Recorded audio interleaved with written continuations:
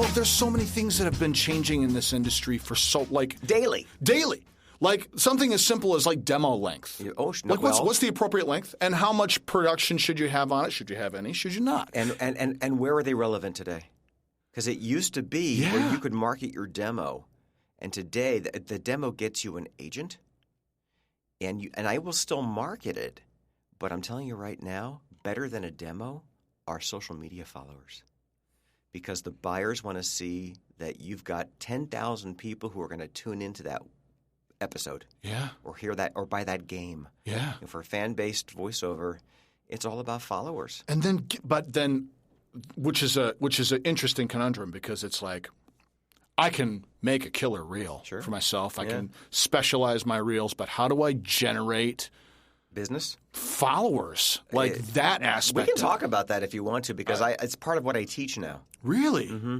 Yeah, I've got a class I call VO Group Therapy, where I take people's career, where they're at and where they want to be, and connect the dots. Bob. And usually I find that people they're lost. Yeah. They may be great, they've got the demo. Yeah. But they don't know what to do with it now. Where do they go? And they commit suicide every day on social media by saying the wrong thing, by posting the wrong thing. And they don't even realize it, because nobody is going to call you from CBS or Ogilvy and say, we don't want to work with you and here's why. Oh, they just don't understand why they're not getting called in, or why they're not getting bookings. A lot of it's just, just because you can doesn't mean you should. And they're posting stuff, opinions, negatives. Yep. And nobody wants to work with that. Yeah. Hey, what's up? What's up? Welcome to another episode of All Over Voiceover with Kiff VH. I'm keeping all that, by the way. Okay, great. Welcome to another episode of All Over Voiceover with Kiff VH. I'm your host, Kiff VH, and with me in studio at lovely studio space. My first time here. I'm very excited to be. It was a fun trip to get here. It was, and we circled around. We did. And by the way, the Burbank Rouse is lovely. Just saying. If you don't recognize his voice, you certainly know his work. He's. Can I use the modifier legendary at this point? Are you comfortable with legendary? You know what? If you'd like, it's not something I or my mother would have even said, but sure, why not? Okay, you listen. You stood on the stage at the Hollywood Bowl. You get to qualify. Okay, I got to tell you something. Yes. That was probably – there are certain things in your career where you're like, oh, my God, look what I'm doing. Yeah. I'm standing on the wings waiting to go out. I'm looking out in the middle of that and going, the Beatles were there. Yeah. That was pretty intense. Oh, it was so cool to see you up there. Oh, thanks, man. It was an amazing show. Bob Bergen is my guest. The lovely and talented Bob. We met Chicago. Just back in Chicago. Yeah. You came and taught a fantastic 2-day animation. Thank you. And all I can workshop. remember was that it was the studio that was owned by the Pillsbury Doughboy, which I thought was the coolest thing. Yeah. And when you walked in, there were 150,000 Pillsbury Doughboys everywhere. There's a blanket of the Pillsbury Doughboy. Yeah. There are big boys, little boys, rubber boys, plush boys. There was thousands of them. Oh man, Joe B. Cherney. There we go. That's it. Oh man, that was a transformative workshop for me too. It was right before I moved out here. And I'd already been in conversations with CESD, who I knew we had relationships with and stuff. But that workshop with you really gave me the confidence in a way to push past where I was. Well, you were one of those actors. Every once in a while, as a teacher, I see somebody with the it factor. And you had the it factor. And sometimes all you need is reassurance at a class or a workshop where, yep, my instincts are right. Yeah. I know what I'm doing. You just need someone to say, yeah, follow, use the force. Yeah. Use the force. And you did. I mean, dude, from the moment you stepped up to the mic, I was like, well, he doesn't need this class, but you might need this opportunity to realize, yep, I'm doing the right thing. That's so true. That's so true. That sometimes you take classes for the things that you need that isn't necessarily the curriculum. It's that. It's a mindset. Absolutely. I mean, there have been times when, I always tell people, don't make a demo till you're ready. And the question I always get is, how do you know you're ready? When you don't ask that question. When doing voiceover copy is as much of an instinct and a knee-jerk just habit as brushing your teeth.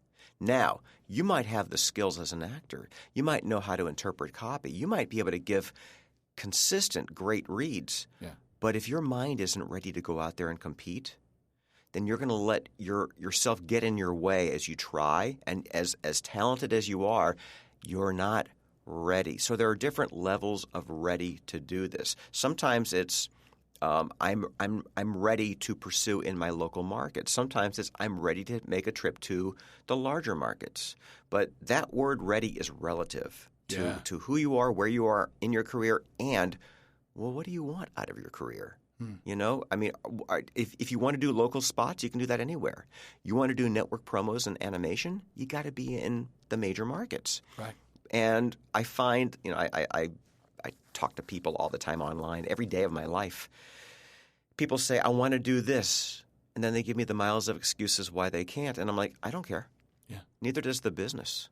You know, I mean, when I was getting into this business, I knew exactly what I wanted.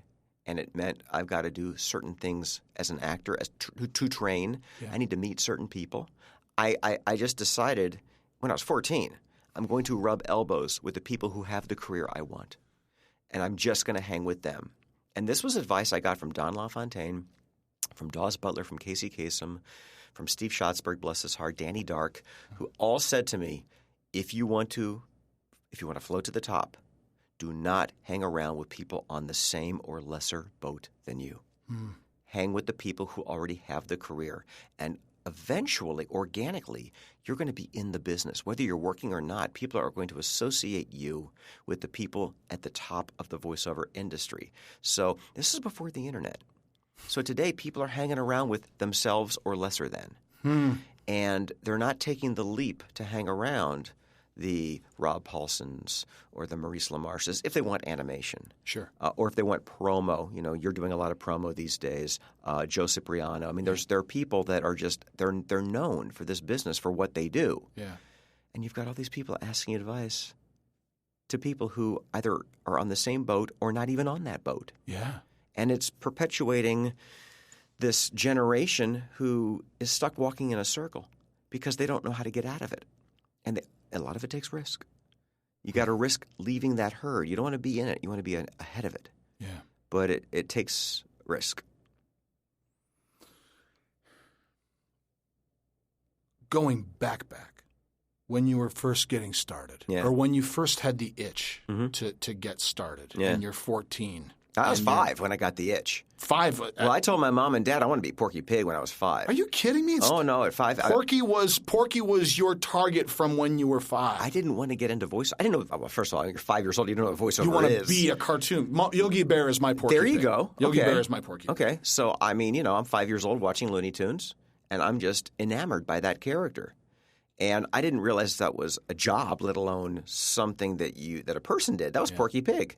And my mom would tell stories that she'd be in the kitchen doing Saturday morning dishes, and she'd hear a line on the TV, and then she'd hear the line again. And she thought, well, that's strange. Why are they repeating that line? And she stood in the doorway and watched me mimicking Porky Pig back to Porky Pig. Now, I was a kid. My voice hadn't changed. Right. But I figured out this formula to a stutter, and my mom was like, how do you do that? I said, I don't know. I just do it. And I said, I want to be Porky Pig. My mom said, you can't be Porky Pig. You're Jewish. And I didn't even know what that meant. I had no idea what that meant because we were really bad Jews.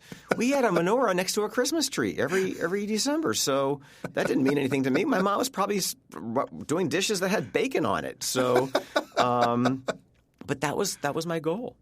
And as I got older, before the internet, before even VCRs, I had a tape recorder next to the television, and I would record cartoons, and I would memorize them. Mm-hmm. And eventually I learned, there's this dude named Mel Blanc who's doing all these characters. And I would find, if he was on a talk show, The Tonight Show, or the Mike Douglas Show, or whatever talk show, Dinah Shore. Yeah. And my dad took a job in L.A. when I was 14. Oh, wow. We were in the Midwest at the time. We moved, and I was like, really, Dad? For me? Not for me. He just took a job here. And I just moved here and picked up the phone, and I found Mel Blanc in the phone book, and I called him up. And I researched his phone number in the phone book. I actually recorded the conversation. It's on my website.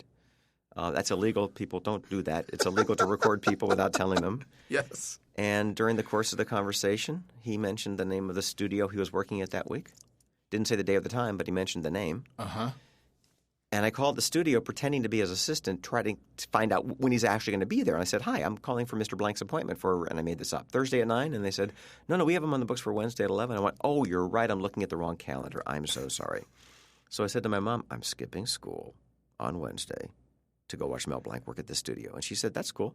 So we got to the studio, and I told the receptionist, hi, we're guests of Mel Blanc.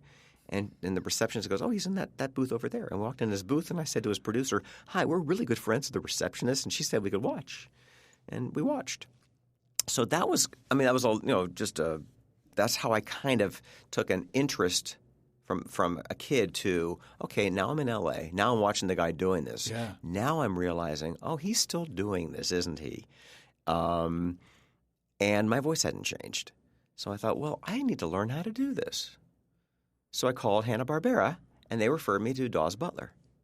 And Dawes Butler was Yogi Bear. Yeah. He was everything Mel Blanc wasn't. Everything he wasn't. Yeah. Huckleberry Hound. That's right. Yeah. That's right. That's right. But so I started studying voiceover. I studied acting. I studied improv. And the bottom line is it all started as a 5-year-old kid who wanted to be this cartoon pig.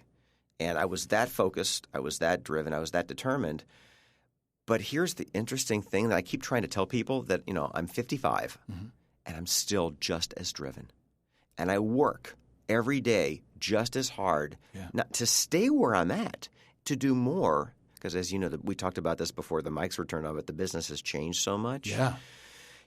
If you really want this, or if you want medicine, or if you want law, or if you want to be a school teacher, you've got to be driven. You've got to want it more than anybody else and be willing to do more than anybody else. That's right. We watched the phrase in our house, both Sherry and I say to each other all the time is we're quoting the Untouchables. And it's, what are you prepared to do? Yeah. And then what are you prepared to do? How hard are you prepared to work? You're going up against the best in the industry. Sure. And the best coming up every day on another bus. Who or not even on a bus. They're in Dayton, Ohio. Oh yeah, with a box. And they're fantastic. I did a post on Facebook today on I forget which page on VO, but the discussion was it was asking about coaches and teachers. And then people started talking about, hey, I'm on a budget. What can I do on a budget? And I'm always telling people, I want you to take off your I want to be an actor hat and put on your agent hat, CEO hat of a studio, casting director hat. Are you looking for somebody who did this fast on a budget, or do you want brilliance? And, just when I was getting into this, a handful came to the top and the rest were mediocre. I wanted to be brilliant. It used to be we went to voiceover class to be great actors. Today, people are getting into voiceover to make money. I swear to you, I don't wake up every day trying to make money. I don't wake up every day going, I hope I book this. I wake up every day saying the mic is my happy place. My booth is my happy place. I'm at my most creative in front of a microphone just auditioning. Yeah. And if I book it, that's circumstantial. That's fortunate. But I didn't get into this to be a successful or even a rich actor. Yeah. I got into this because acting feeds my soul. Yeah. The way food feeds my body. I have to act. But people are doing it differently today. And it's because of the internet. You're hearing that. You got to hear it in the reads, right? Of course. In the content and what we hear everywhere in commercials, and I mean, not to denigrate any of it, but it's present and it's ever present. And how do you I guess in that landscape, in a way, the best way to continue to navigate. And I feel that same way of like, I got to play so-and-so in my room today. Yeah. And it was good enough that I felt comfortable to be able to – not even comfortable. I felt proud to send it off and say, here's my painting of this iconic character or this new character. Or this commercial or whatever. Or this commercial, yeah. This is that expression, and who knows what will happen, but to get to that place. Well, you're probably like me because, if you get to a place in your career where you're fortunate enough to be reading every single day and, your agent – calls you up and say, hey, you booked that blah, blah, blah spot. It's next Thursday at LA Studios. Awesome. Now, you, like me, probably have to go through your files and refresh your memory. Oh, yeah. Because on a busy day, I might read for 15, 20 things. Yeah. And if this was 5 days ago, that might be 100 auditions ago. Yeah. And I usually say to my agent, did I read for that? Yeah, you did. Okay. And they'll usually send me the file so I can familiarize myself with it. But I read and I forget. I read and I forget because, let's be honest, the odds of booking are slim. Yep. There's too many of us. Yeah. But those of us who are working, it's a numbers game. You've got to be reading for this many for the opportunities to book. But I don't hold on to the audition unless it's like that. Like, you're down to the final 2 people. Yeah. You're on a very strong avail. Right. And something I really, really want. Yeah. But most of the time, even those I let go. Do you have them stacked on your hard drive? Do you my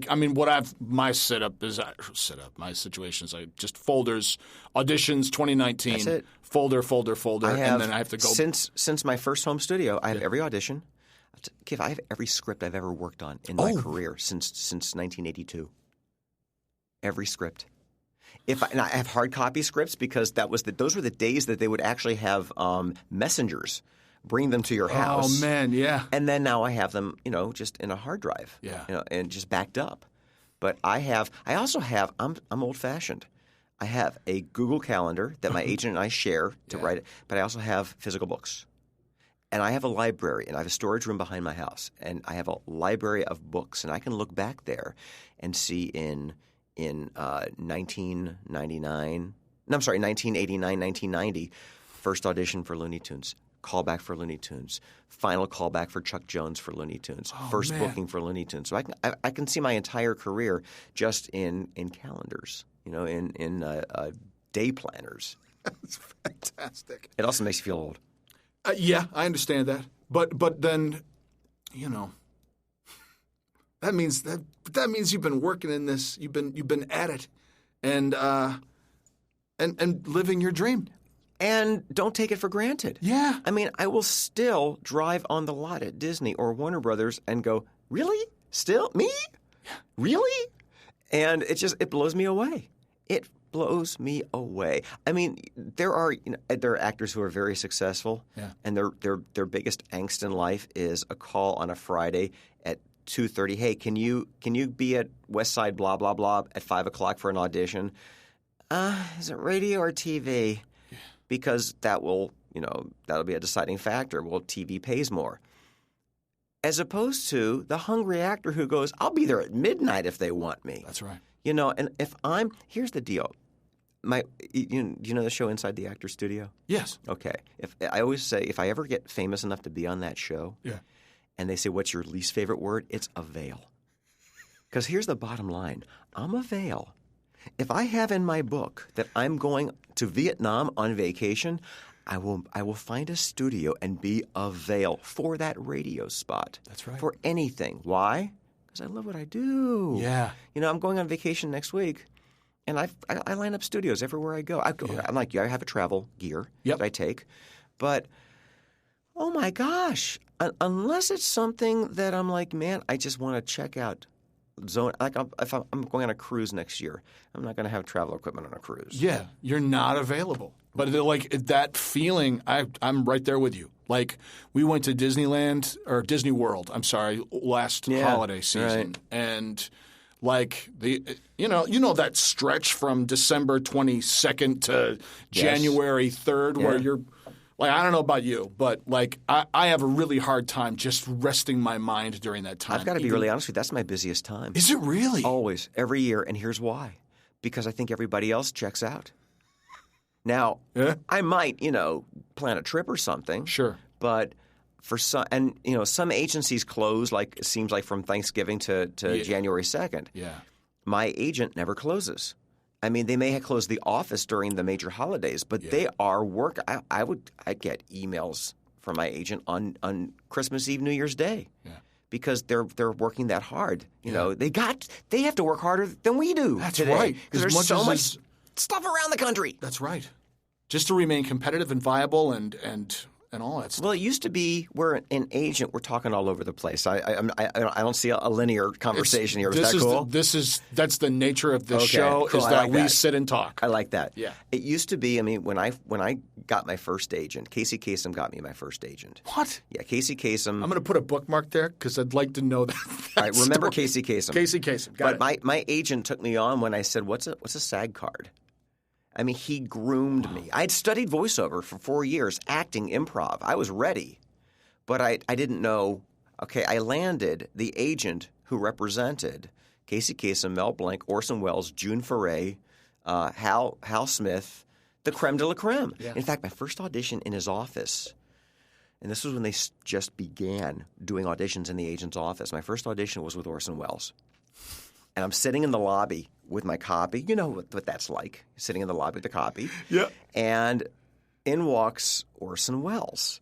And I was sitting there going, can you swear on your podcast? Go ahead. I'm not going to do the whole swear, but I was saying, oh, my God, it's Orson freaking Welles, okay? And he sat next to me, and he was very sweaty, and he smelled bad, but I didn't care. It was Orson Welles. Okay. And he looks over at me, and he goes, I believe we're reading together. Would you like to go out and rehearse? And I was like, mm-hmm. So we go outside, and we ran through the copy, and he goes, that'll do. I went, Orson Welles, Citizen Kane said that'll do. Oh, my gosh. So we go into the booth. The booth was the size of half of this table. So you guys listening can't see this, but it's not a large table. Right. It's about, yeah. And he and I are standing in this tiny little booth facing each other. And his stomach is enormous, and it's touching mine. And he just reeked of cigars and cottage cheese. I don't know if Orson didn't shower that often, but that was the essence I had. And when we were done, I had a giant round wet mark on my shirt that smelled like cigar and cottage cheese. And all I kept thinking was, I am never washing this shirt. And sadly, it evaporated. I couldn't keep it. But I think I washed it. But the bottom line is, my first audition was with Orson Welles. Didn't book it. I don't know if he did, but I was blessed from the get-go. Yeah. I didn't realize I hit the voiceover jackpot with my first agent. I didn't realize how fortunate I was. But back then, they groomed you.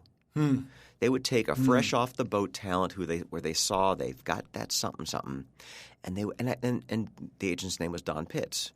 Don would have me come in after school and practice auditioning, and give me pointers.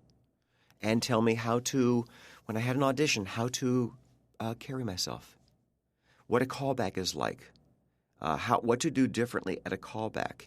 He also said take risks. Give them what they're asking for, but don't be afraid to infuse something interesting, something different. That's what's going to make you stand out. When I got into the business, there were three networks doing Saturday morning cartoons and a handful of syndicated cartoons. It was so hard to break in back then. Today, Cartoon Network, Nickelodeon, Sprout, streaming, primetime. Every major studio has a thriving animation department. There's more product today and more opportunities today than ever before. It's so much easier to break in than ever before. Yeah. But there's more people. Yes. Yeah. Oh, man. Casey Kasem. Tell me about Casey Kasem getting you Don Pitts. A friend of the family knew Casey. And I was graduating high school, and they had him send me an autographed picture as a high school graduation present. And it came from Casey's house. So his home address was there. So I sent him a thank you note. Dear Mr. Kasem, I so appreciate this picture. By the way, I want your job. And I included my phone number. And like a week or so later, the phone rang. I said, hello. And he goes, hi, Bob, it's Casey Kasem. And I said, okay, that is the worst impression of Casey Kasem I have ever heard. Who is this? And he goes, all right, listen. Hi, Bob, it's Casey Kasem. And I said, do you put it on? He goes, a little bit. He goes, it's a persona that I put on for radio and TV. But he really did have a conversational, demeanor. Yeah. But he was there once I realized it was really him. And I said, I apologize for not believing it was you. And he goes, listen, I got your note. Do you have a demo? No. Do you have an agent? No. Are you a union? No. He goes, okay, listen, make a homemade demo, which, as you and I both know, you can't do that today. It's too competitive. Right. But I had a little portable tape recorder. I did 85 different voices. I gave it to him. I mailed it to him. Don Pitts, the agent, at the time was in the hospital, and I don't know why, but he was in an oxygen tent. Oh, my gosh. At Cedars-Sinai. And Casey Kasem went to Cedars with a portable tape recorder and through the plastic played him my demo. Oh, my God. And when he got out of the hospital, he was fine. Don called me up, and Don sounded like he, at one time in his life, swallowed molasses with glass chips. He had a voice like this. Hey, Bob, it's Don Pitts. How are you? Listen, got your demo from Casey. God, you're good. You're good. You're good. He always talked in triplicate. You're good. You're good. You're good. I'd like to represent you. And I said, well, mister, I don't know what that means. But as long as it's after 3 o'clock because I've got school, okay. And so I went down there and I signed a contract, with Don Pitts. I was with him for my first 5 years of my career. Wow. And, that's fantastic. And I left Don Pitts because, and it was a hard decision. Don went from this one agency to a company called, at the time, Joseph Hillfond and Ricks. It's now, I think, KMR. Okay. And for a good solid year, it was beyond slow for me. I wasn't reading for much, and I'd met with some other agents. I called his assistant, who's a pretty good, well-known agent named Paul Doherty. And I said, Paul, I hate the idea of leaving Don, but it's just not happening for me. And Paul said, Chief, got to tell you, Chief, we love you here, but he's got so many heavy hitters, and he doesn't really have to build anymore. So he said, off the record, Chief, follow your gut. So leaving Don was hard because he was the first guy that took me on. And I said, what's a SAG card? Yeah. But, a risk. I had to take a risk. I had to go to a smaller agency who represented not quite as many superstars, who was hungry and would work for me. And, and Paul did okay for himself too. Yes, he did. Yes, he did. Tell me about the navigating the landscape of – well, I'd like to hit you in two ways. One, okay. I do want to get into craft conversation a little bit with you in terms of, your actor approach, your joy space that you're creating in. But then I also do want to talk about navigating the landscape, the kind of stuff that you talk about in VO group therapy. The business of the business. The business of the business. And I feel like that particular part – look, in the information age, as you say, with the amount of opportunity that exists, but also the amount of freaking podcasts that are out there and books and resources that just simply weren't available to us, were the most valuable tool. I remember talking to Kari Wahlgren about this. It was like the yellow pages at your local public library were the most valuable tool. Absolutely. For anything. I get an address and a phone number and a name. I can send – it's the world. That's right. And now I can follow a casting director. You can friend – and follow. So we've got several platforms on social media. You got Facebook, you got Twitter, you got Instagram, you got LinkedIn. Yeah. And each one can be used for a different purpose. So, I teach animation, voiceover, and I teach all over the country. And most people aren't ready to even think about pursuing. But what I'll tell them is right now you can prepare for your very first audition with Colette Sunderman. Colette Sunderman is an animation voice/casting director, or Christy Reed, or Wes Gleason, or Charlie Adler. You can prepare right now. How? Go to IMDb and just surf their name and look at their body of work. And go and just click that one show and look at that IMDb list and look at those actors. And go to those actors' social media pages and you will see the agents that they're with. And you'll see a consistent group of agents, CESD, SBV, Atlas Talent, DPN, AVO, the major players. Yeah. Logic will tell you I need to be with one of those agents because they're the ones being called for these actors right now if I'm going to be in this league, in this game. Yeah. Then you go to the agent's website and you start listening to those demos. And you go, oh, that's how good I have to be. That's what a contemporary demo is. Connect with those actors. Who did your demo? Follow them on all these pages. Yeah. I mean, it sounds so overwhelming and so vast, but start with a yellow legal pad or a computer. I don't care. Yeah. But just start bullet pointing. Just start bullet pointing ideas. And every connection, every bullet point, I call it a dot. And eventually you're going to connect that dot. You're not going to know how you're going to connect it. You're not going to know where or when. But you're going to connect that dot. For instance, so in VO group therapy, and if it's a person in LA pursuing animation, I'll say to them, "What do you want out of your career?" And 9 out of 10 will say, "Well, I want to work doing what I love." And I said, "And that's why you're not, because that's what everybody wants." No, specifically, what do you want? Because I'm telling you right now, the chances are specifically your doctor wanted to go to UCLA Medical School. Specifically, your accountant wanted to go to this business school, whatever. Specifically, in voiceover, what do you want? I want to work in animation. Not specific enough. Specifically, what do you want to do? And they start to sweat. It gets real emotional, Kiff. Because that's why I call it group therapy, because I really make them think. Yeah. And then eventually they're going to go, I want to work on Clarence on Cartoon Network. There you go. That's specific. Who casts it? I don't know. Why not? You want to work on it. Who casts it? Well, let's look together. Christy Reed. Christy Reed casts and voice directs this show. Isn't that interesting? Let's look up Christy Reed. Let's look up all the shows she's doing. Let's look up all the actors she's cast. Let's look at their agents. Wait, there's more. Clarence on IMDb. There are writers. There are producers. There are assistants. Today's assistant is tomorrow's showrunner. There are writers. You connect with the people that aren't the stars, that aren't the showrunners. The assistants, the writers, the background artists, the storyboard artists. Nobody's connecting with them. Yeah. But you connect with them. And what happens is, as your voiceover career organically takes off, as you promote what you're doing, and you promote the event, not the journey that got you there. You don't talk about, hey, I've got an audition today. Yeah. You promote the end result, which is the product. But as you start doing this, they will organically start to see your career in motion. And as you start adding, all of a sudden now you're friends with Kari Waldron.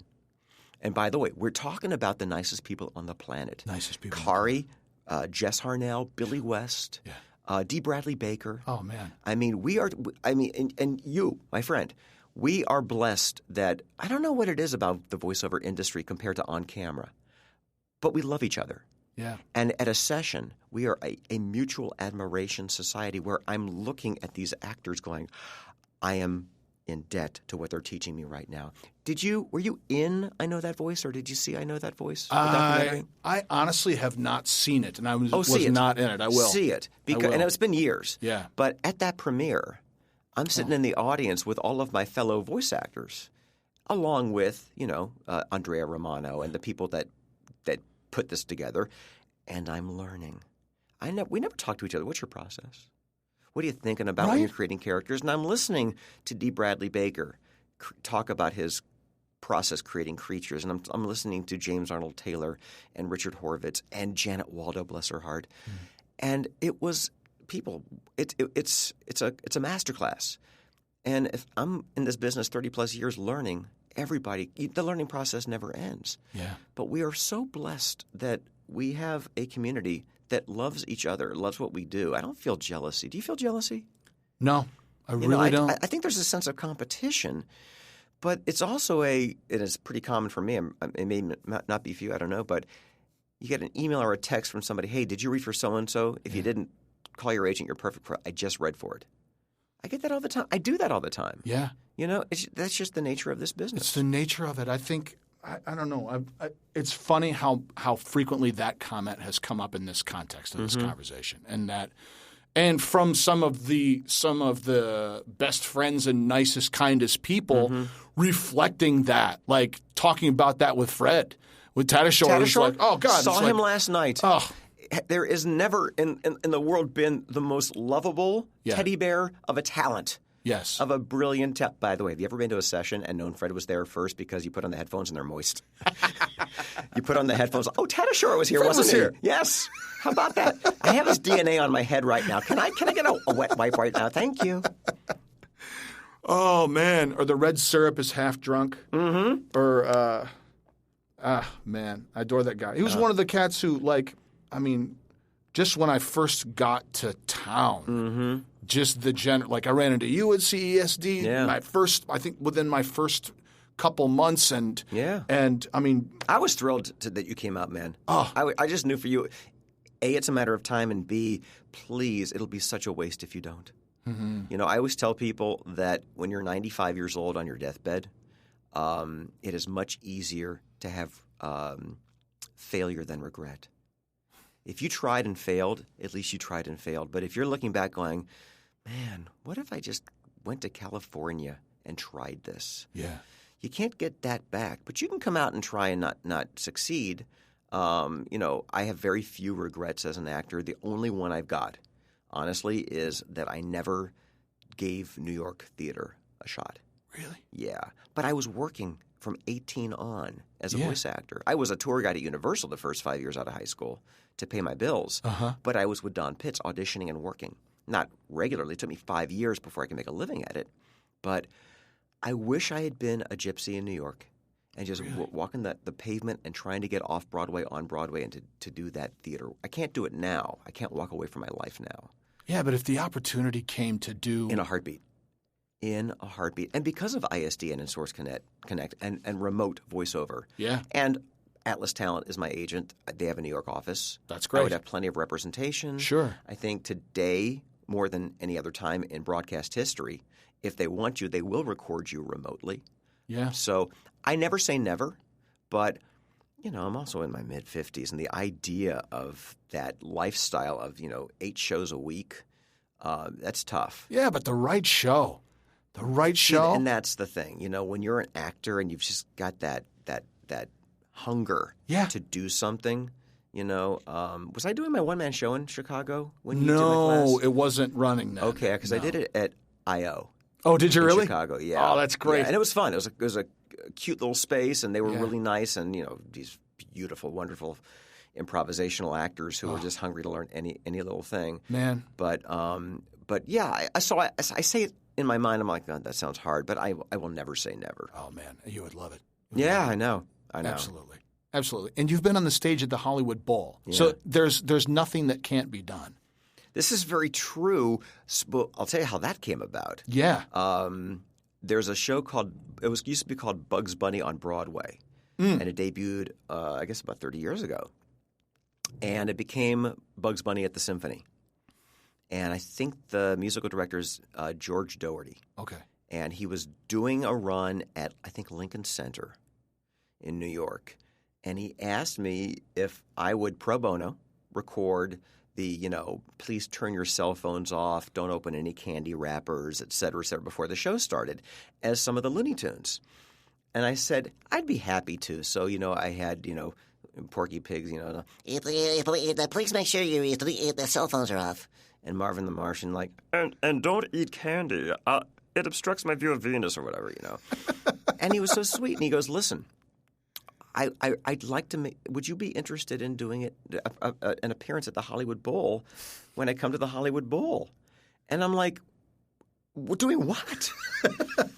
And he said, tell the story of how you called Mel Blanc. I want to do a tribute to Mel Blanc, and let's just do that.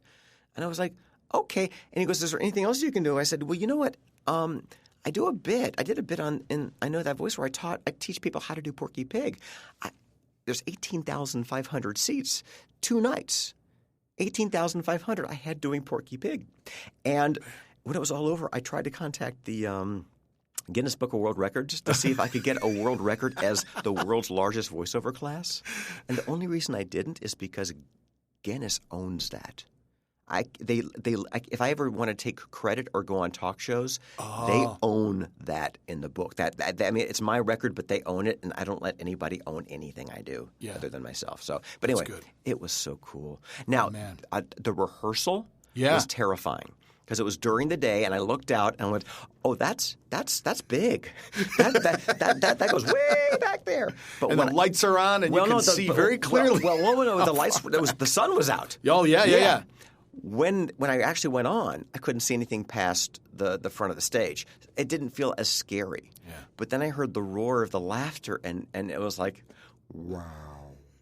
It was. I've had 2 wow moments that were outside the booth in my career. Yeah. That was one of them, and the other one was a reception at the White House. I know, right? Why would I go to the White House? What? I know. So. In the 90s, when George Bush Sr. was in office, my agent calls me up. Mrs. Bush, Barbara Bush, has a radio show called Story Time with Mrs. Bush, where she had a literacy program. Her passion was getting kids to read. Okay, awesome. And so she said she wants to do a reading with the Looney Tunes, and I do Sylvester Jr. Father. Oh, Father, I'm full ashamed. Yeah. Look, Pop, with a giant mouth. Go get him. And she wants to do Curious George with Sylvester and Sylvester Jr. Now, it doesn't pay a dime because it's for charity. I said, of course I'll do it. Yeah. And I get to the studio. She's not there. I went to, I think it was Margarita Mix. She's not there. She does her stuff in Washington, D.C. Okay, fine. I'll just do it, whatever. And like a month or two later, I get this big, thick invitation in honor of your participation in Mrs. Bush's story time. We'd like to invite you to a reception at the White House. I thought it was a joke. So I called the phone number. I said, hi. This is Sylvester Jr. calling to RSVP to the White House. And they said, thank you. Here are a couple of places where you can go and get fingerprinted, and which has to go to Sacramento. And, oh, this is real. This is totally real. Wow. So I took my mom, and it was the voice actors that were there. It was myself. It was Jim Cummings. It was Greg Burson, who's no longer with us. It was Rusey and Wayne, who are no longer with us. It was surreal. And, we got our picture taken with Mrs. Bush. And these receptions are chaperoned by Marines. Wow. And this Marine comes up to me, very, very proper, and he goes, may I talk to you, sir? I said, sure. He goes, sir, we host these receptions every week. About a week ago, we had Prince Charles and Diana. We had Elizabeth Taylor, but wow, Porky Pig and his mother, this is big. And my mother is squeezing my leg. And he goes, would you like to meet the president?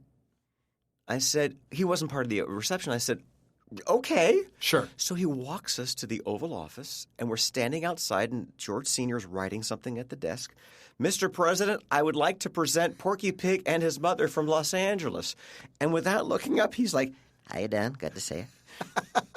and we walked back into the reception, and my mom goes, I mean, you can't share the story because it just doesn't sound like it's a real thing. And then I went to the restroom. I'm telling you this for a reason. And I came out, and my mom said, there's something different about you. I said, why? She goes, you're thicker. Why are you thicker? I said, Mom, the restroom has all these presidential seal hand towels and toilet paper. I'm loaded. From head to toe, wherever I had a pocket or an orifice, I had hand towels and toilet paper. And Mom said, you can't take that. I said, Mom, I'm not taking the china or the silverware. Yeah, right. This gets flushed. I'm going to give it away as Christmas presents this year. She goes, they're going to catch you. I said, who's going to pat me down for toilet paper and hand towels? And they were a little wrinkled, but by golly, I got rid of them. That's fantastic. Yeah. What an amazing story. Oh, man. And it all started watching Porky Pig as a 5-year-old. That's right. Oh, man. So amazing. Tell me about your process. The creative process? Creative process. For characters. Well, depending on how long we live in it. Yeah. Let's do a character. Okay. An original character comes in. Get the email. Bob, we need this. This is due Wednesday by 10 a.m. Yep. So as you know, a classic character does not come up that often. So 9 out of 10, more than that, 9 out of 10. Most auditions, they want something new. Yeah. So the first thing is it's an original character. Your audition has got to sound as if that character has been around, as long as the characters have been around. So if you're doing a witch, you can't do Margaret Hamilton. Yeah. If you're doing a little boy character, they don't want SpongeBob. They don't want Bart Simpson. They want something original. So you get the script. The script may or may not have a picture, depending on the studio. A lot of studios don't send us pictures anymore. We also – everybody who's listening to this who wants to get into this, please treat every audition as if you signed a non-disclosure agreement. Yeah. Don't talk about it. Don't post about it. Don't even hint about it that you read for this. Respect that they want this kept secret, and then promote it when you're ready. Okay. So I get the script. Let's say it has a picture and a description and some dialogue. From all of that information, I come up with a voice. That voice is the easiest part of the process.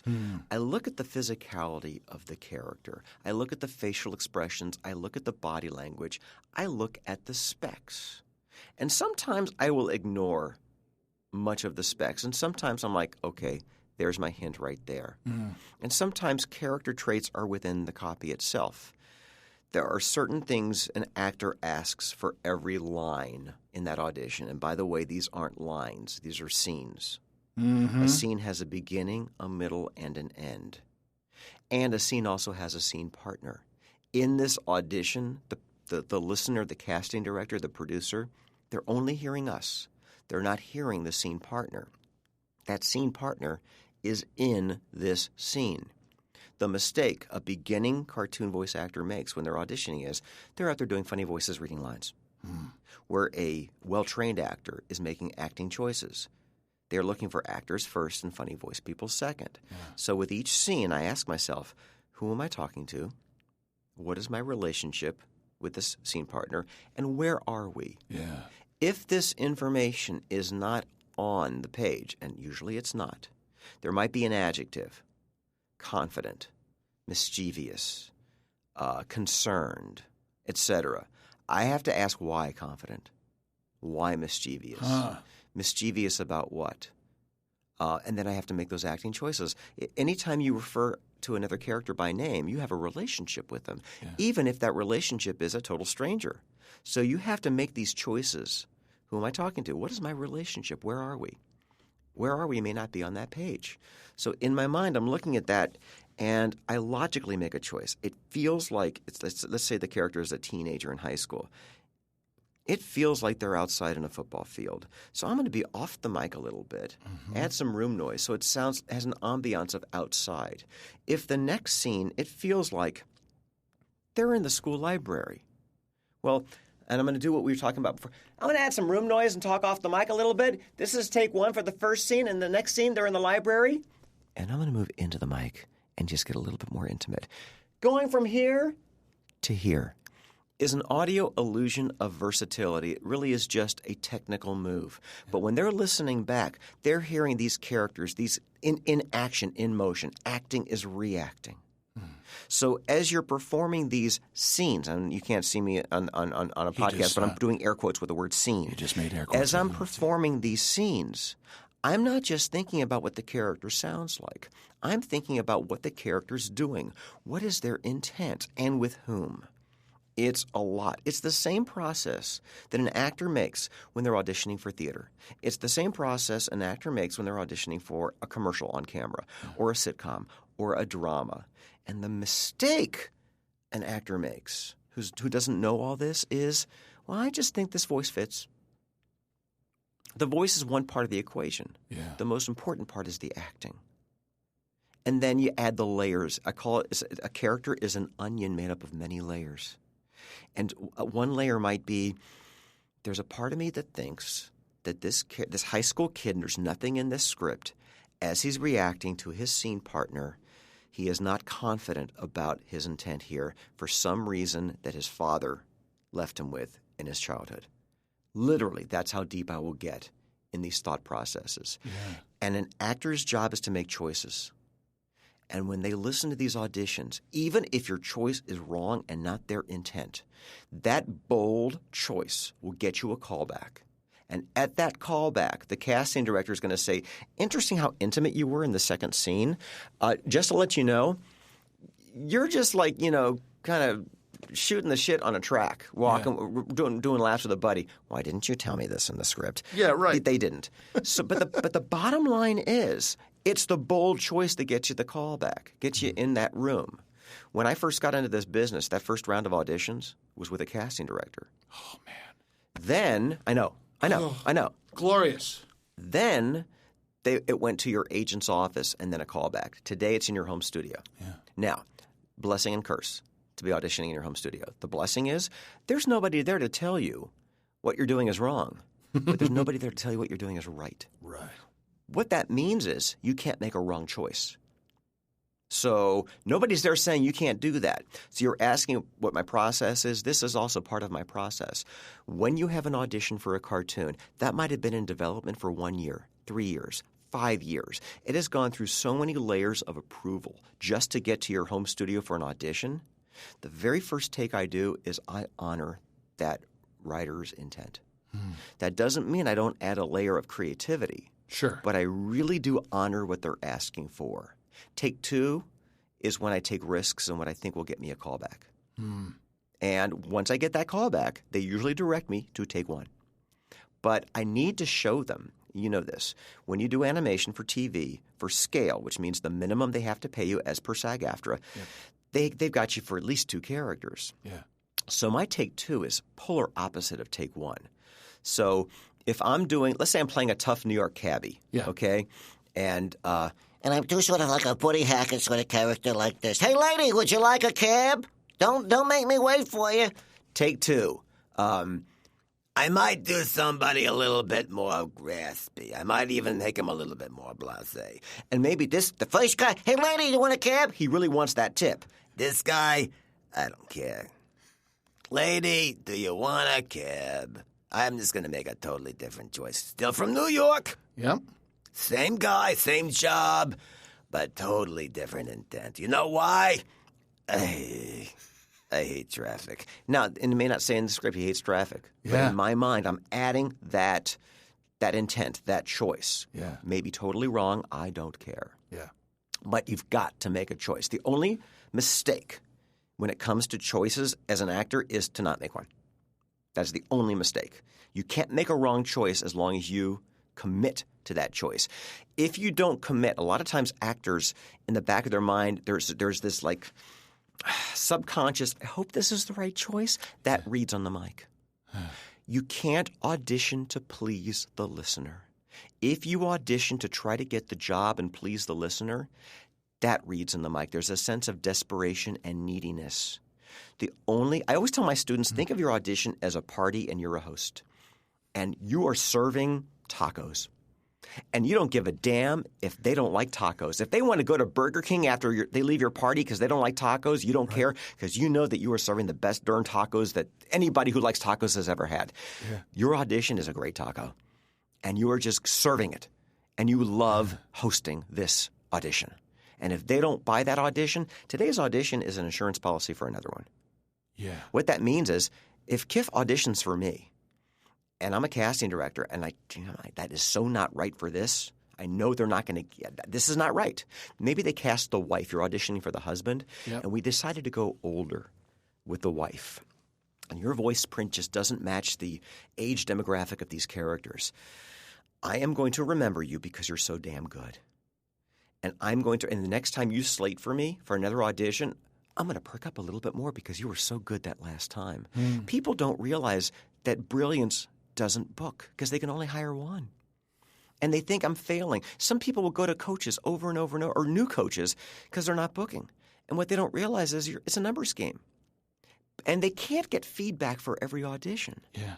But if every I used to think that there should be a rule to SAG-AFTRA that there's somebody in an office who just calls every actor, you didn't get it and here's why. You didn't get it and here's why.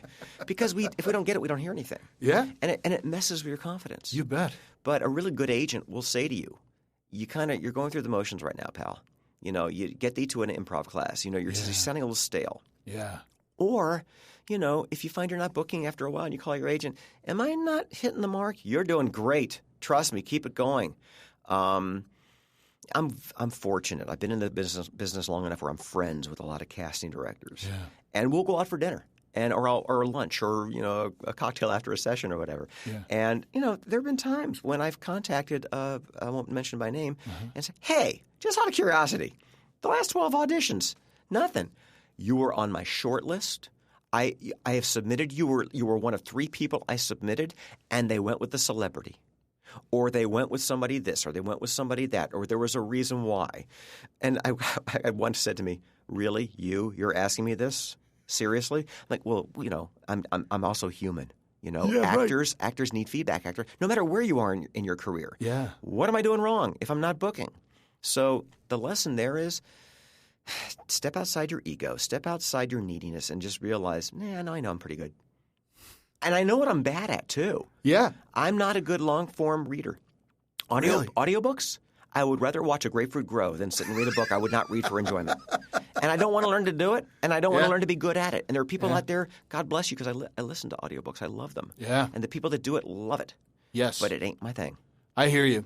I did it out of necessity and then found the place where I really enjoy it. It's got to be the right book. It's got to be the right sort of topic, but I've gone from fiction to with lots of characters, and that's where the joy is, to deep historical nonfiction that's overwritten. Right. And but then the thing that keeps me in is I get to do Nixon at some point. Oh, okay. So like that kind of a thing, you know? But see, that's what I like about a good audiobook narrator is, and even somebody that doesn't necessarily change their voice. I tell you what really just – there was Tales of the City, the audiobook. I don't even know the actress's name. But when she was playing all the characters from Connie to Mary Ann to Mrs. Madrigal, and she didn't change her voice, but she changed the character. And it was like a light bulb. Oh, my God, these are good actors. Oh, man. These are great actors. That's so great. But to sit there for hour on end to do it, I don't have that skill set to even want to do it. So bless you people for doing audiobooks. I feel you.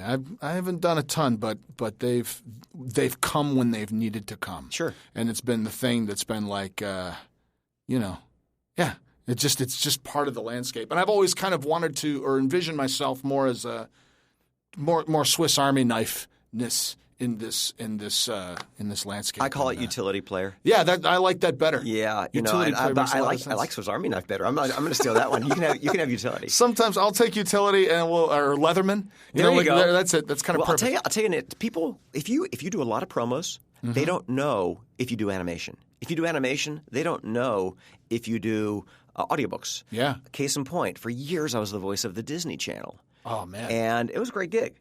And my very first day, and I signed like a 2-year contract. Okay. My very first day, the producer says to me, I have a question. And if the answer is no, you still have a job here. But are you at all comfortable with character voices? And my engineer, his name was Steve Barton, still is Steve Barton, bless his heart, he knew what I had done for a living. And he looks at this producer and he goes, do you have any idea what he does? And the producer goes, no. Well, the thing is, they don't. Yeah. Disney Television didn't know I did features and vice versa. Oh, man. So I said, yeah, I'm comfortable with characters. Why? And he goes, because every once in a while we might have a character in a promo, and if you're not comfortable, I'm not going to ask you to do it. I said, oh, no, I think I can handle it. Yeah, I can do that. That'd be fine. I love it. I do love that utility aspect to what we get to do. I love that every day's different. Yeah. Even the auditions. Yes. You know, I've got 12 auditions to do. Here's a Taco Bell radio spot. Here's a brand new game. Here's a new character in an existing cartoon. Yeah. And that variety in opportunity, even in just the audition process. People ask me, I'm sure they ask you, do you practice? Yeah, I call it an audition. Yeah. Every day of my life, I'm practicing. Before I had an agent, I had my little portable cassette recorder, and I would practice voices all day long. Today, my practice is trying to get a gig. Yeah. But I'm still practicing. If you're not at a point where you're making a living at this, you don't want your auditions to be your practice. So you got to stay in classes. Right. You know when you're going to organically be quitting the classes, be quitting the day jobs. And by the way, if I've got a big promo gig, I will be calling Dave Walsh. I will be calling Jeff Howell. I will be calling some of the best coaches out there and work with them. David Lyerly, who's no longer coaching. He works in games now, but he was an agent at Atlas, and he was my go-to coach anytime I had a big promo audition because he was honest. He would hear my habits, and he would nail me on them right away. Oh, that's so great. But that's what a good coach does. And being able to work in that space of the freedom of like, oh, I'm going to call Walsh and get it private, do this thing, record at that space with him, listening to my audition so I don't have to go home and then, try to recreate what I did with the coach. No kidding. Well, I think it's important for people who are looking to get into this to hear that a veteran voiceover actor still works out with a coach. A Broadway performer who's performing at night until 10:30, 11 o'clock might sleep till noon, but from 1 to 2, they're in dance class. Yeah. They're in voice class. They're working that instrument. They're always – I mean, I hear stories that Dustin Hoffman and Pacino will get together and read scripts.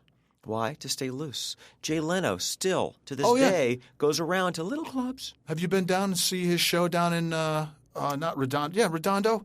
Yes. Or Hermosa. Hermosa, exactly. We went down and Larry Miller did 8 minutes before he got up, and it was an amazing set to watch him. Jay Leno banked everything he made on The Tonight Show and lived off of the stand-up. And he worked out. He went to the stand-up route was his gym. Yeah. So he was ready for performing 5 nights a week on television.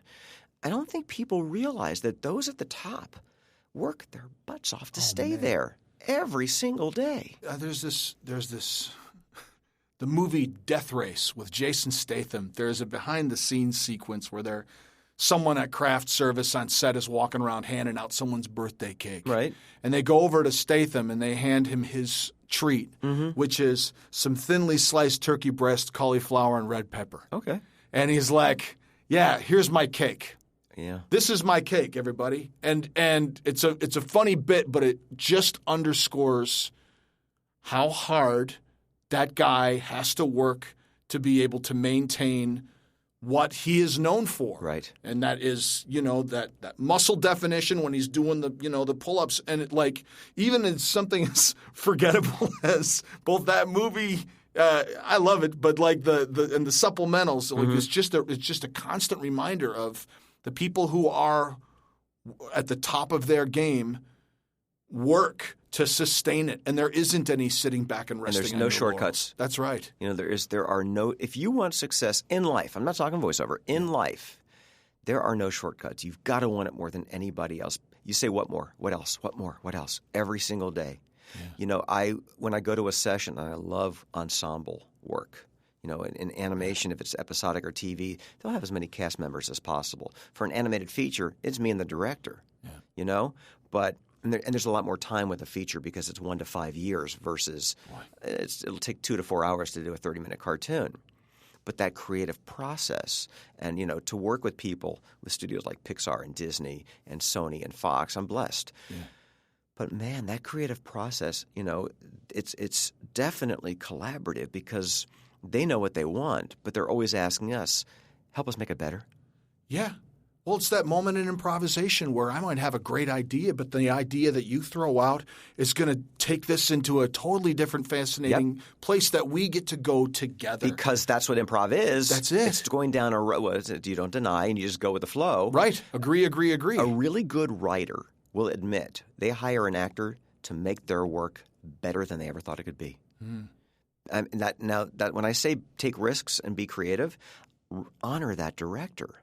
I'm rather that writer, but there are so many ways to interpret what that writer's offering us. Yeah.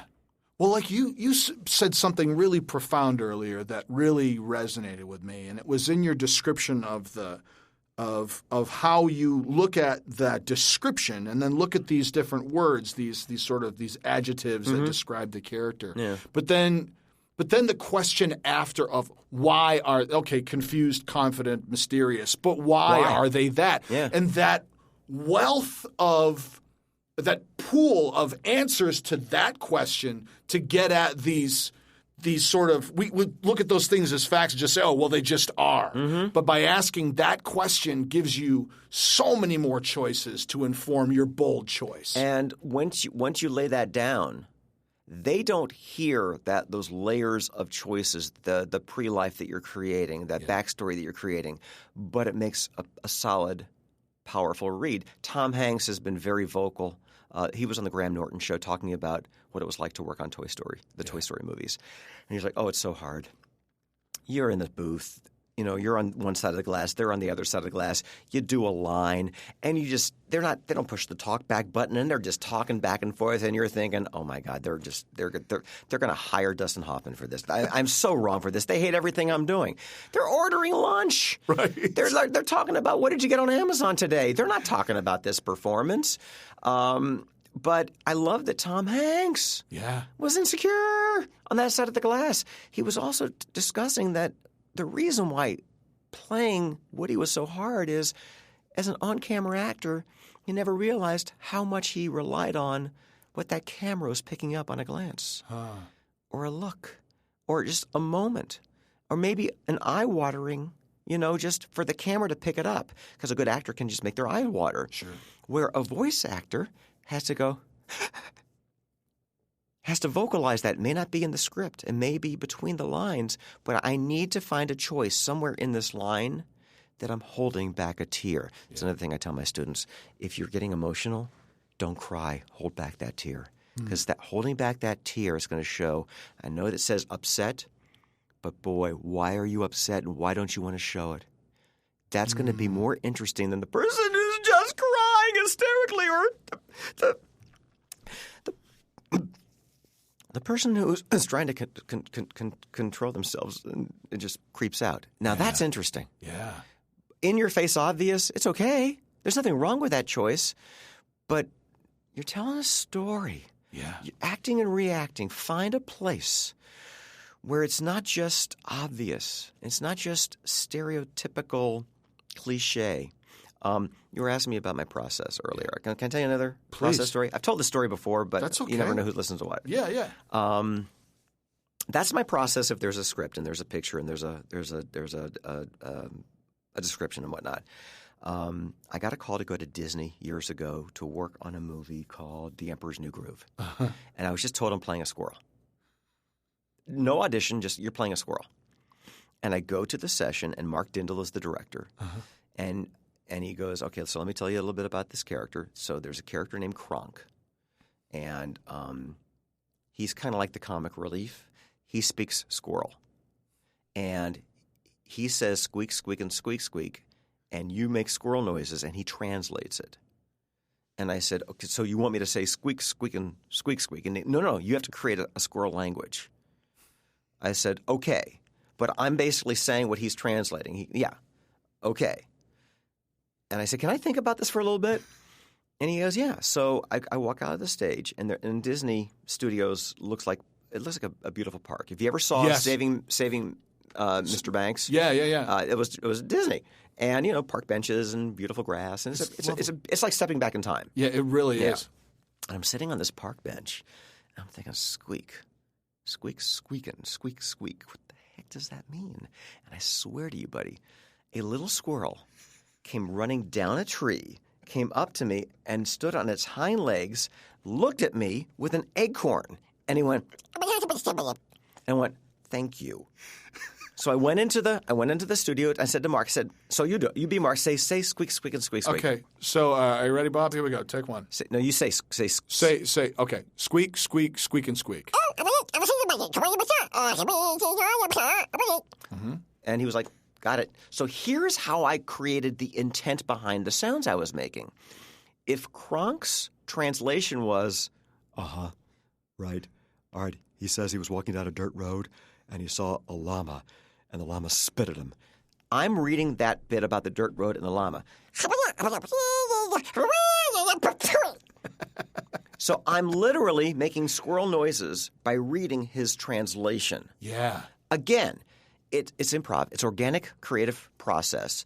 It's a director who's respecting that I don't know what the heck I'm doing with this character until I get some kind of inspiration. Yeah. I didn't audition for it, so I didn't know where to start from. And in a weird way, there's even more pressure on that because you haven't proven yourself. Someone just said, oh, here's Bob. He's got this on lock for you. So then you're walking in, and that confidence game part of it too kicks in, along with approaching it like an actor and looking at how does this gibberish character fit into the storytelling and how can I support it? And so that one day of let me figure out what I'm doing, they did some test market screenings and the audience liked the squirrel.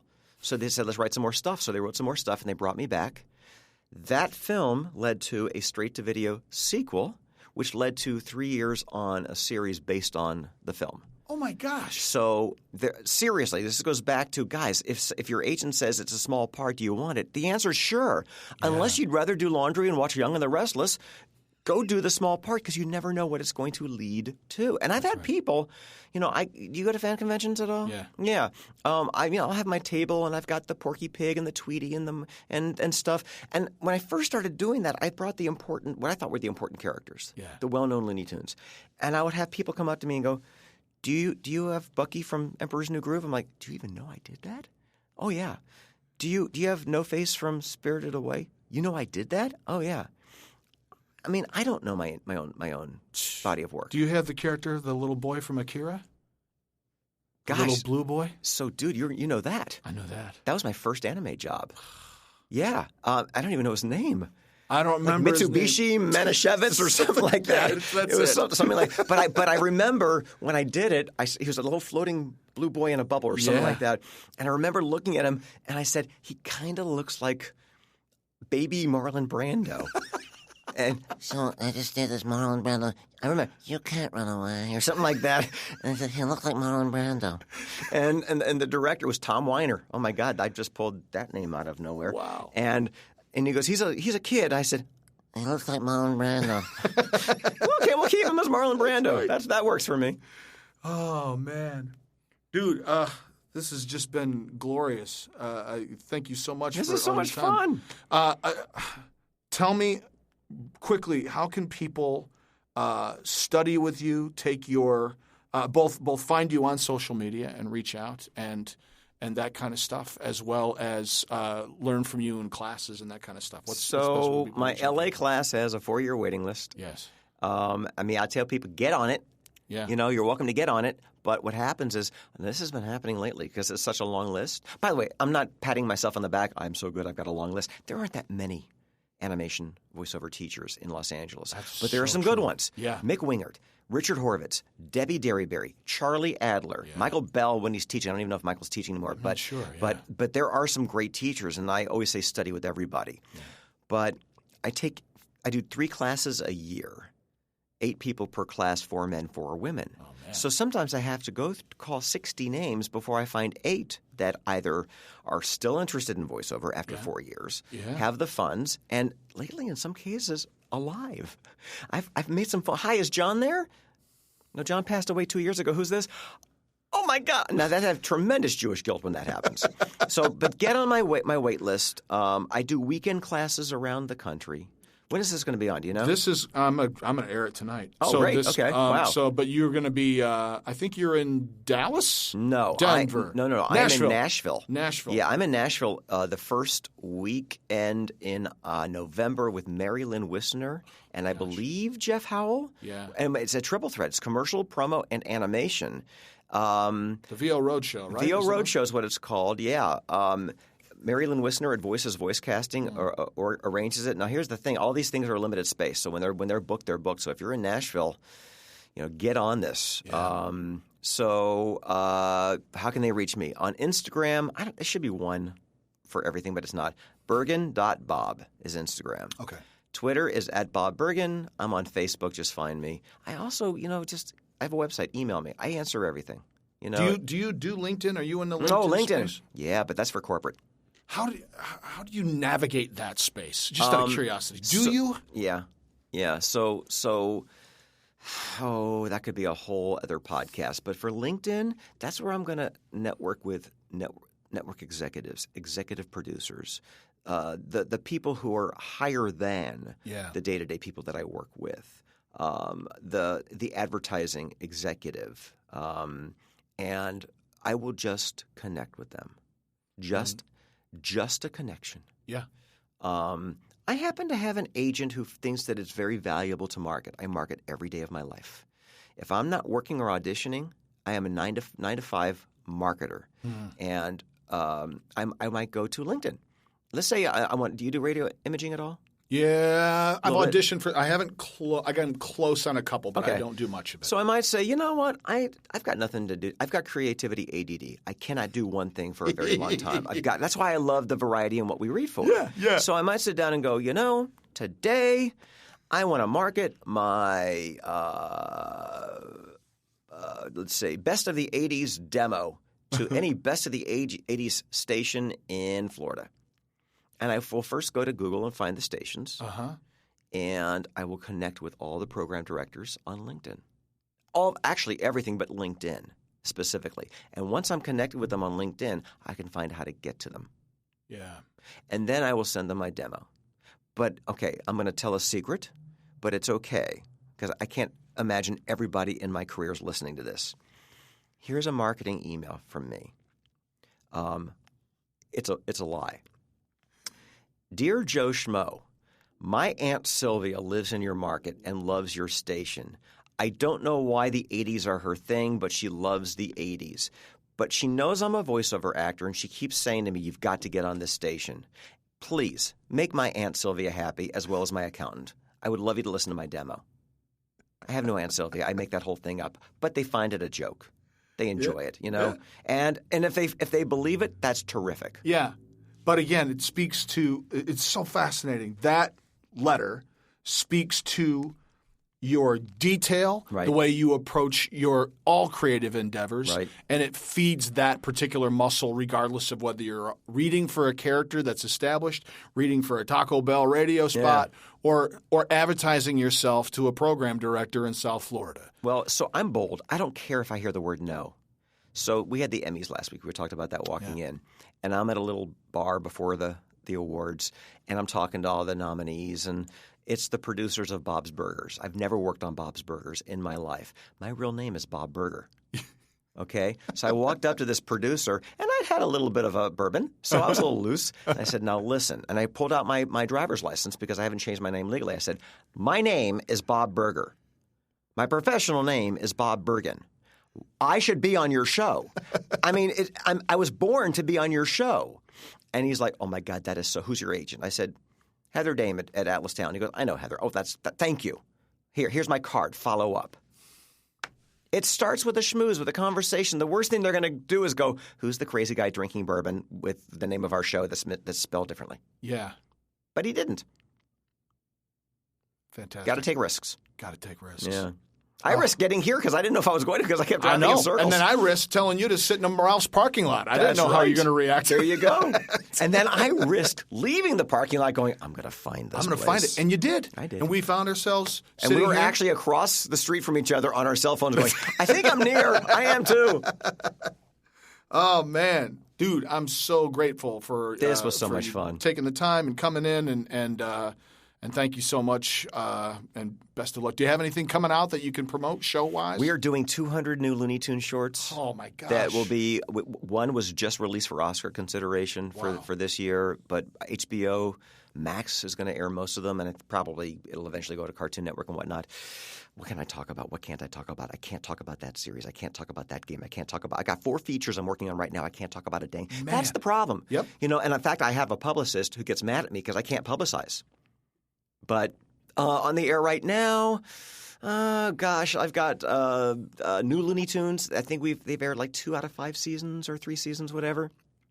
Marvel's Avengers Assembled is playing. There's tons of stuff. But the bottom line is, as you know, they want to keep everything as top secret as possible. Yeah. So we can't really talk about the bulk of what we're doing. Well, then let me throw this a different direction. Rather than talk about what you can't talk about, what is something that you've read, seen, heard recently that really inspired you or spoke to your creative either process or just your joy? What's something that you've watched and you were like, oh, that was great? Or it's interesting. I do that almost every day of my life with audition, so I can't think of one specific thing. Oh, not audition. Like last night, my wife and I watched Midsummer. Oh, okay. And it's horrifying. Yep. But also there's a moment in that film that was one of the most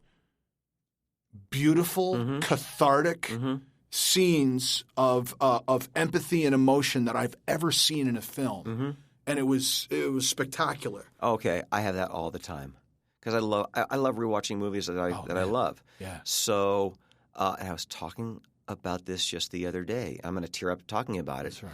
It was the scene in Forrest Gump where he realizes that Jenny had his baby and he met his son. And he just – I'm getting emotional. Anyway, and he looks at her and he just says, is he smart? And I was like, oh, my God, the honesty in that moment. And I think a lot of actors only get those moments in a class because they just don't get the opportunity in their life or their career to have that moment. So it doesn't matter where that moment is, whether it's in class or in improv or if you're fortunate to be in a Paramount picture. Yeah. But when you can have that moment, that is what this is all about. Yeah. Not the check that came a month later, but that moment when Tom Hanks goes, is he smart? Because that was what was important to to Gump, because Gump was a simpleton. He wasn't smart. He was brilliant. He didn't realize it. Yeah, and there was never any moment in the film that was ever addressed that he ever mentioned. Yeah. Except for you knew.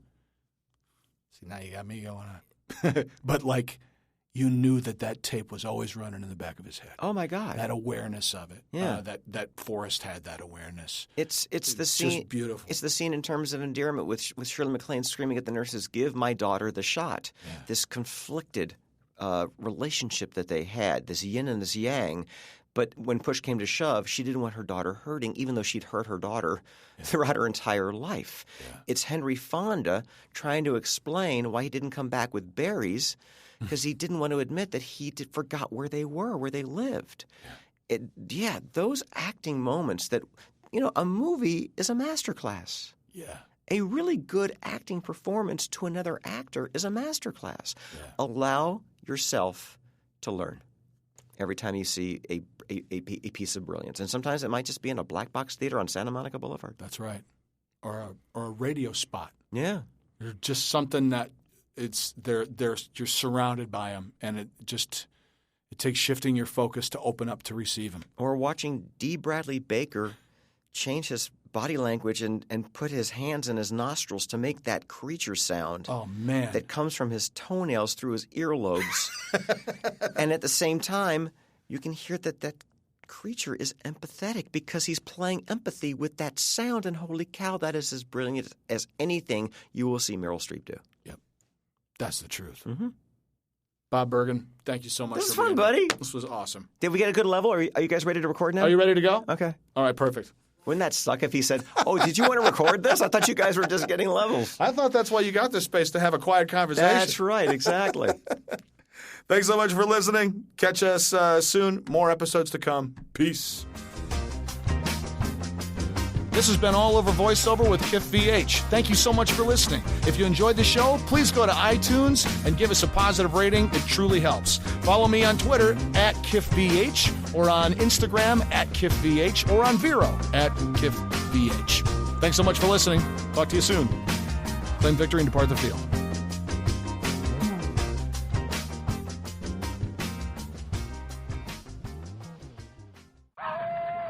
Werewolf? Yeah.